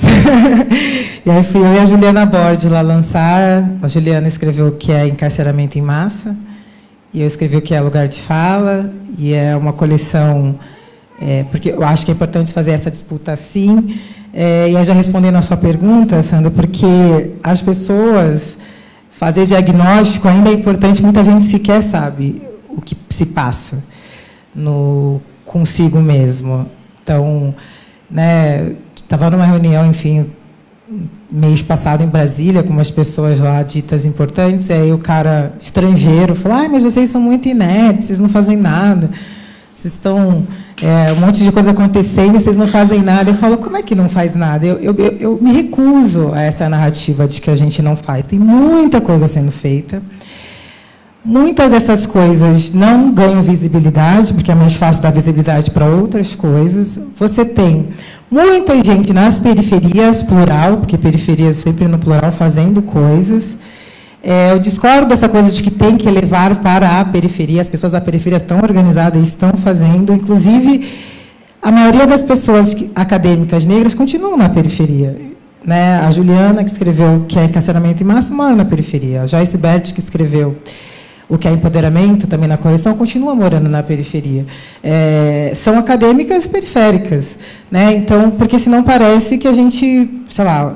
O centro tem que levar a luz para aquelas pessoas e aquelas pessoas não sabem o que elas estão fazendo. Muita gente está fazendo muita coisa, resistindo, criando rede de solidariedade política, cursinhos populares, como a Débora falou, lá em Santos, eu fui coordenadora de um núcleo da Educafro, lá em Santos, que é cursinho popular na periferia, jovens pobres e negros, durante muitos anos.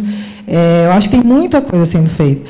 E também tem uma questão de que as pessoas têm medo. Porque você sabe que fazer alguma coisa em determinado lugar significa que você vai levar bala. Então, assim, tem muita repressão, né?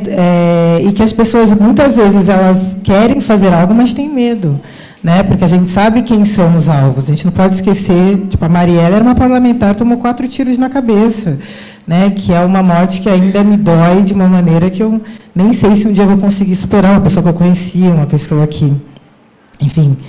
A gente participava de eventos juntos, inclusive participamos em eventos na Maré, enfim. E mesmo sendo uma parlamentar, tomou 4 tiros na cabeça. A gente sabe o que acontece quando a gente se coloca contra o poder. Então, muita gente sabe, mas tem medo. E eu acho que isso tem que ser levado em consideração num país que é extremamente... um dos que mais mata ativistas na América Latina, é o Brasil. O assassinato que está acontecendo de líderes quilombolas no norte, gente, quase todos os dias. Belém está vivendo uma situação absurda de assassinatos quase todos os dias de pessoas. Sou muito próxima da rede de mulheres negras do Pará, mas a gente só fala do Sudeste, na maioria das vezes, e esquece do Norte. O Nordeste a gente até fala, assim, de vez em quando, mas o Norte é praticamente invisível nas nossas narrativas. E que foi algo que eu aprendi a duras penas, indo ao Norte, tomando porrada lá das mulheres do Norte, entendeu? Aí você toma na cara e fala, pô, é verdade, a gente precisa falar do Norte. E tomei porrada mesmo e tive humildade, baixei a cabeça e aprendi, porque é isso, né? Ela falou, você fala, vocês do Norte, mas quando você fala, eu sou de São Paulo. É verdade, eu falo, você é sudestina, por que você não se marca como sudestina? E é verdade, a gente fala o Norte ou o Nordeste, e você, eu sou de São Paulo, eu sou do Rio. Né? A gente não fala sudestino. Então, mesmo dentro do nosso próprio país, que é um país gigante, a gente tem que entender as diferenças regionais também, como que a gente pode criar uma rede de solidariedade mesmo política, que eu acho que é isso que funciona. E esse Estado é muito violento. Então, às vezes, quando as pessoas falam, vocês não estão fazendo nada. Cara, olha esse país. Como a Débora falou bem, o país das capitanias hereditárias, é o país do corporativismo branco, masculino. Olha esse país de maioria negra, em que você não enxerga pessoas negras em espaços de poder, que você não enxerga pessoas negras enfim, dando aula na universidade. É um país extremamente colonial, continua colonial, por isso que eu me recuso a falar de pós-colonialismo. Pós-colonialismo, que pós-colonialismo que é esse? Estudos pós-coloniais. Eu fico... O que é pós-colonial, né? Quando a gente tem uma realidade tão gritante no Brasil? Então, acho que o que a gente precisa fazer é fortalecer as ações que já estão sendo feitas. Acho que tem muita coisa sendo feita. Um projeto que eu admiro muito, um projeto que é a União de Mulheres, que é a ONG que a Melinha Teles coordena, que é a Promotoras Legais Populares. Um baita de um projeto, Promotoras Legais Populares, que é você dar noções de direito e de feminismo para mulheres da periferia, que essas mulheres vão ser multiplicadoras enfim, nas suas comunidades. É a coisa mais bonita você ir numa formatura, eu sou voluntária, eu dou aula no projeto, você vê mulheres de 60 anos se descobrindo, sabe? Assim como você tem diversos cursinhos populares, assim como você tem trabalhos importantes no campo, o MST, vários, enfim, o movimento das mulheres campesinas, por exemplo, tem muita coisa, eu acho, sendo feita no Brasil, só que a gente acaba, são coisas que não interessam que se tenha visibilidade que está sendo feita. E acho que concordo muito com a Débora, quando me perguntam também do futuro, eu falo, eu não sei.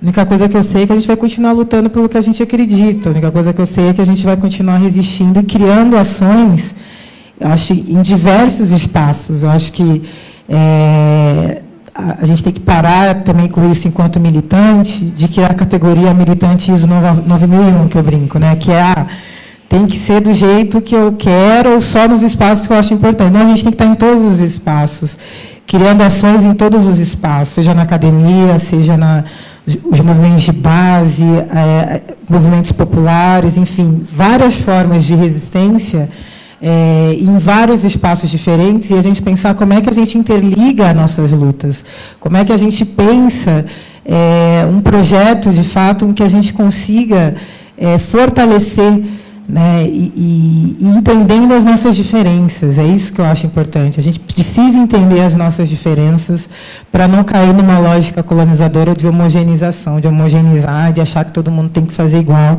É uma unidade, mas uma unidade que respeite essas diferenças, todas nossas. Mesmo nós, como povo negro, nós somos diferentes, temos perspectivas diferentes, atuamos em espaços diferentes, e isso precisa ser levado em consideração quando a gente pensa resistência, porque tem muita resistência sendo feita. Existiram muita resistência indígena nesse país que não é falada, de revoltas indígenas, por exemplo.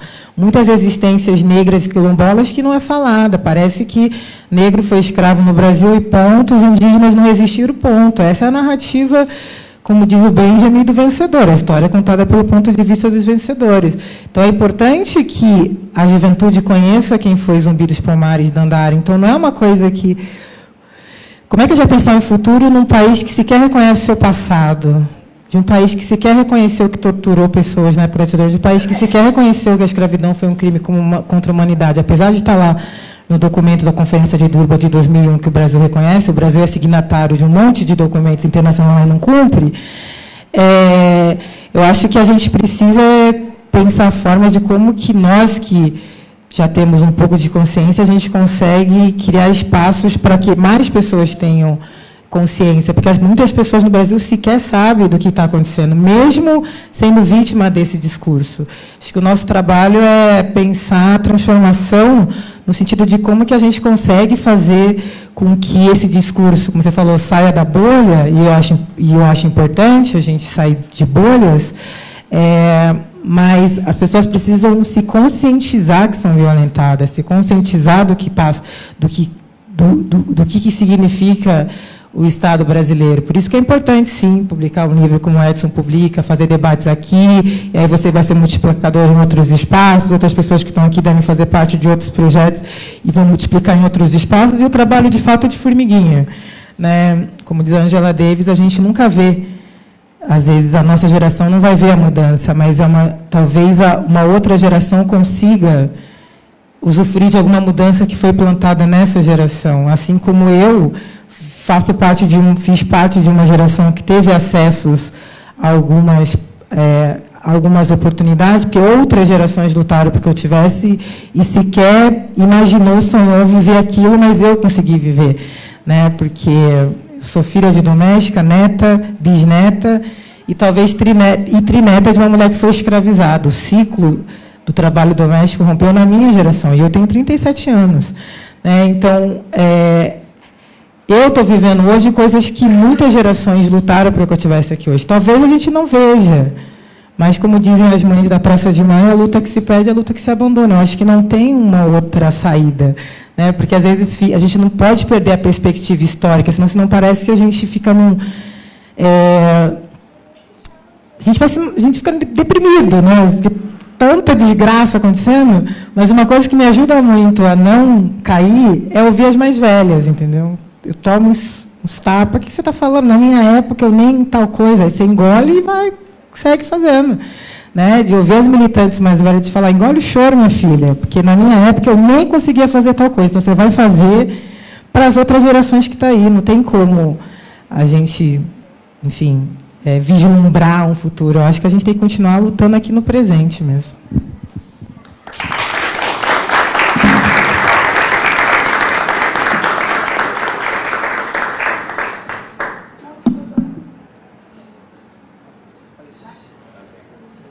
Bom, gente, a gente está encerrando. A gente está encerrando agora para propiciar quem se desfaça essa coisa dos três aqui, vocês sentados aí, a gente possa conversar um pouco mais livremente. E só queria dizer que esse ânimo todo que a Djamila tira das mais velhas, eu tiro justamente de ouvi-las, e acho que o momento no Brasil nos dá a oportunidade de ouvir as pessoas negras que estão aí com lugar de fala, para poder falar da experiência de vida delas, dos coletivos negros, do movimento negro, dos movimentos e coletivos de mulheres negras, que têm trazido saberes e experiências de luta política importantíssimos para qualquer projeto de transformação no país hoje. Então, obrigado, e vamos abrir agora um outro momento aqui do nosso encontro.